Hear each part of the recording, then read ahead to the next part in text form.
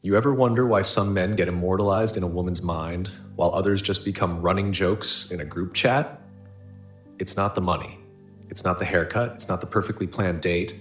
It's 5 micro behaviors. Tiny details invisible to most guys that decide if you get crowned or if you get clowned. So without wasting any further ado, let's jump into the first behavior. Number 1, the man who never asks for permission. Here's what that looks like in real life. Last December, I watched 2 guys at a rooftop bar in Chicago. The first dude was all nice guy energy, asking, "Is it okay if I get us another drink?"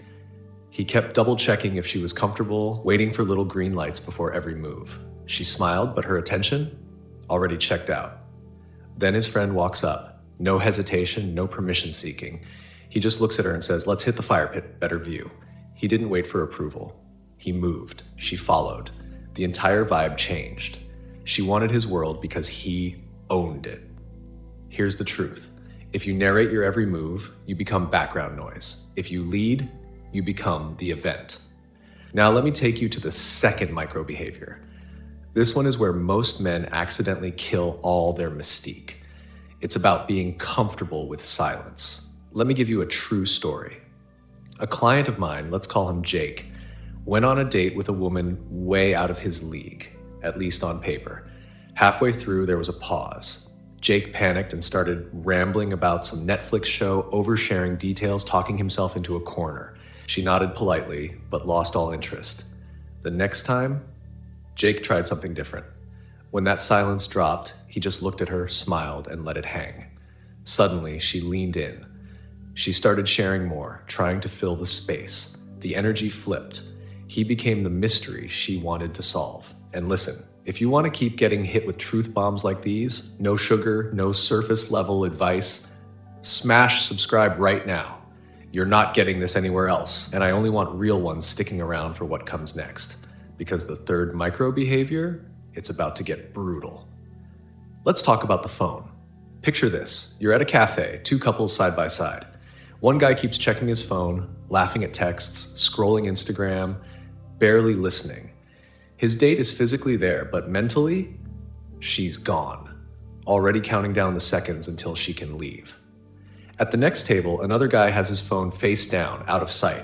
He's listening, he's locked in, she's animated, she's interested, because he's present. He's rare. He's valuable. You pull your phone out on a woman, you're telling her she's your plan B.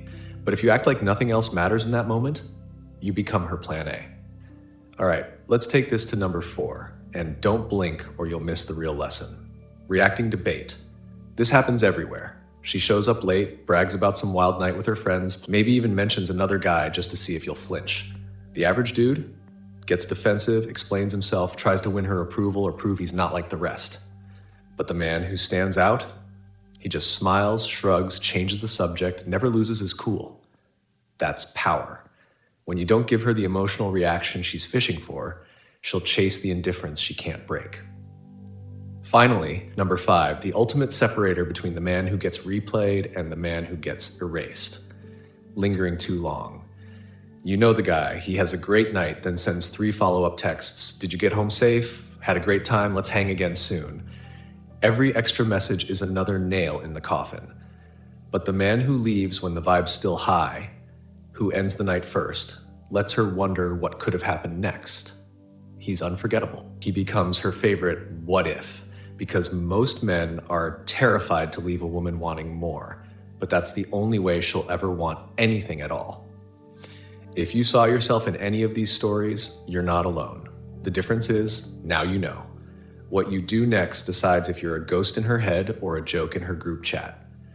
If this feels like your story, say it in the comments. Don't hold it in. Somebody out there is living this too. Thank you for listening. This is Matt signing off for Closure Club. Make your exit, not your excuse. Catch you in the next one, where legends get whispered about and clowns get left on read.